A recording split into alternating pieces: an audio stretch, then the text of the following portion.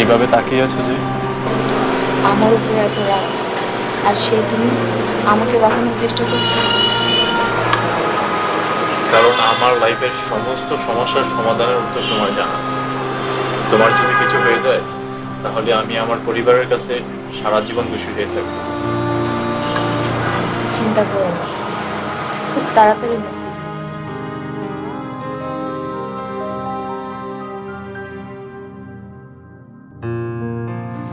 X-ray দেখে মনে হচ্ছে ওনার মাথায় টিউমার হয়েছে। কি বলছেন এসব? যা সত্যি তাই বললাম, তবে এখনো সিরিয়াস পর্যায়ে যায়নি। অপারেশন করলে ঠিকও হয়ে যেতে পারে। যত টাকা লাগে আপনি অপারেশনের ব্যবস্থা করুন ডাক্তার। কিন্তু মা, কোনো কিন্তু না।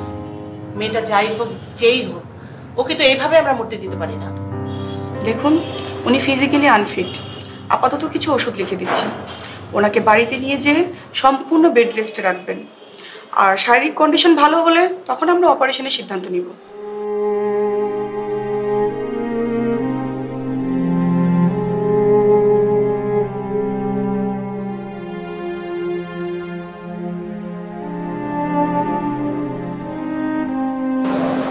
তুমি কোনো চিন্তা করো না, একদম সুস্থ হয়ে যাবে। আর ফারহান আমাদের কাছেই আছে। আমি আপনাদের সংসারে এসে কত ঝামেলা করলাম, আর আপনারা আমার জন্য কত কি করছেন। তুমি মনে হয় ভুলে গেছো আমি একজন মেয়ে, আর আমি কখনোই চাই না কোনো সন্তান তার মাকে হারাক। সন্তান না থাকার কি কষ্ট তা আমি জানি।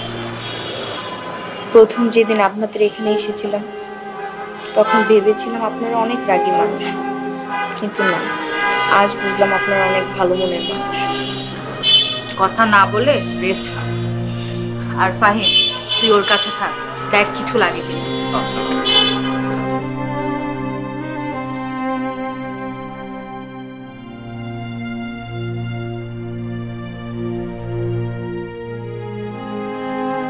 তুমি চাইলে রুমে চলে ভাবি কি বললো শোনো নাই?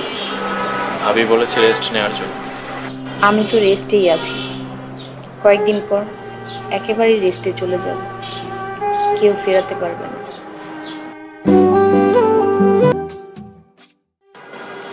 আমি চলে যাচ্ছি। কোথায় যাবে? আপনাদের জীবন থেকে আর এই পরিবার থেকে অনেক দূরে চলে যাব। তুমি যাচ্ছ যাও, ফারহানকে রেখে যাও। আপনারাই তো বলেছেন ফারহান আপনাদের কেউ না। তাতে কি, তুমিও তো ফারহানের মা না? কি বলছেন আপনি এসব? আমি তো মিথ্যে কিছু বলিনি। ফারহান তো তোমার ছেলে না। এই কথা আপনি জানলেন কিভাবে? ডাক্তার বলেছে। আমরা আমাদের সাধ্যমতো চেষ্টা করব, ইনশাল্লাহ উনি সুস্থ হয়ে যাবেন। অন্তত তোর ছেলেটার জন্য ওকে বাঁচা। ছেলে মানে? তোমার একটা ছোট্ট বাচ্চা আছে। আপনাদের এইসব কথা কে বলেছে? ওই মেয়ে তো নিজেই বলেছে, আর ওর ছেলে আমাদের পাশেই আছে। আমি জানি না মেয়েটা কেন মিথ্যে কথা বলেছে, তবে ওর কোনো বাচ্চা নেই, কারণ ও কোনোদিন কনসিভই করেনি। Are you sure? আপনি ডাক্তারকে জিজ্ঞেস করছেন আমি শিওর কিনা? আমি 100% শিওর, কারণ ওনার সমস্ত চেক আপের রিপোর্ট আমার কাছে।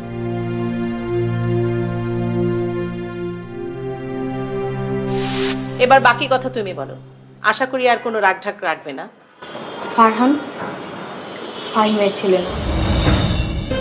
দেখছো বাবা, দেখছো আমি বলেছিলাম না এই সন্তান আমার না? এখন বিশ্বাস হলো তো? এই সন্তানের বাবা ফাহাদ ভাই।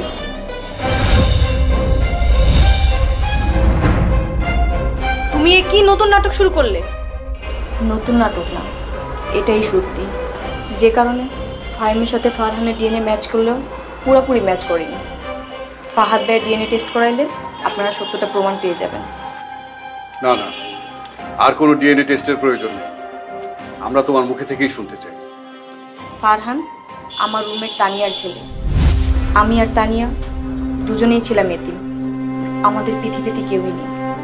তানিয়া আর ফাহাদ ভাইয়ের ভিতরে সম্পর্ক ছিল, ওনারা বিয়েও করেছিল। পড়ালেখা শেষ করে ভালো একটা জব পেলে ফাহাদ ভাই তানিয়াকে বিয়ে করবে বলেছিল, তারপর আপনাদের সামনে নিয়ে আসবে বলে প্রতিজ্ঞা করেছিল। কিন্তু তার আগে তানিয়া রোড অ্যাক্সিডেন্ট করে মারা যায়, আর ফাহাদ ভাই বাচ্চাটাকে অস্বীকার করে এখান থেকে চলে আসে। তাহলে ওই বাচ্চাকে নিয়ে আমাদের কাছে এতদিন আসেনি কেন? যে বাবা তার সন্তানকে অস্বীকার করে তার মতো নিচু মনে লোকের সামনে আমার আসতে ইচ্ছা হয়নি। তাই ঠিক করেছিলাম আমার বান্ধবীর ছেলেকে নিজের মায়ের মতো স্নেহ দিয়ে বড় করব। কিছুদিন আগে জানতে পারি আমার টিউমার ধরা পড়েছে, আর আমি নিজেও একজন এতিম। আর আমি চাইনি আমার মৃত্যুর পর আমার বান্ধবীর ছেলে রাস্তায় রাস্তায় ঘুরে। তাই আমি ফারহানকে তার পিতৃ পরিচয় দিতে এখানে নিয়ে এসেছি। রূপা যা বলছে তাকে সব সত্যি? তোমার এই অন্যায়ের শাস্তি আল্লাহ আমাদেরকে দিচ্ছে, যার কারণে আজকে আমাদের সন্তান নেই। রিনা, তুমি আমাকে মাফ করে দাও। মাফ করতে পারি, তবে এক শর্তে, যদি তুমি এই সন্তানকে আমাদের সন্তান বলে স্বীকৃতি দাও। ঠিক আছে, তাই হবে। রূপা, ফারহান আজ থেকে আমার পিতৃ পরিচয় বড় হবে। ওকে আমি সমাজের যোগ্য মানুষ হিসেবে গড়ে তুলব। কথা দিচ্ছি, দায়িত্বে এতটুকু অবহেলা করব না। বোন, ফারহানকে আমার কোলে দাও।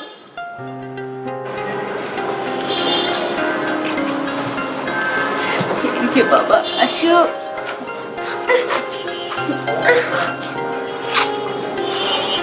তুমি কোথায় যাচ্ছ? আমার তো দায়িত্ব শেষ। ফারহান যদি আমাদের নাতি হয় তাহলে তোমাকে আমার ছেলে বউ করব। কিন্তু আন্টি, আমি তো বেশি দিন বাঁচব না, আর আমি চাই না আমার জন্য ফাহিমের জীবনটা নষ্ট হোক। আমরাও চাই না আমার ছেলের জীবন নষ্ট হয়ে যায়। সেজন্যই তো ঘরের মেয়েকে ঘরের বউ করে রেখে দিতে চাচ্ছি। আর ফারহান কেন শুধু শুধু নতুন মায়ের কাছে থাকবে? ও তার দুই মায়ের কাছেই থাকবে। কিন্তু ফাহিম তো আমাকে বিয়ে করতে রাজি না। আমি আর রিস্ক নিতে রাজি না। মানে তুমি 2 বছর আগে চলে গিয়ে মাথায় টিউমার নিয়ে ফেরত আসছো। এবার যে যদি কিডনিতে সমস্যা নিয়ে আসো তাহলে তো আরো বড় ঝামেলা হয়ে যাবে।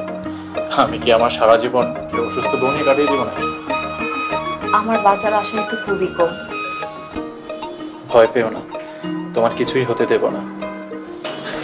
আন্টি আঙ্কেল যা বলবে তাই হবে। আন্টি আঙ্কেল মানে? এই মেয়ে, মা বাবা বলো আমাদের। আজ থেকে তুমি আমাকে বাবা বলবে। এদিকে এসো। তুমি আর এখন থেকে এতিম না, তুমি আমাদের পরিবারেরই অংশ। তোমাদের দুজনের বিয়ে হবে মহা ধুমধামে, আনন্দ উল্লাসে।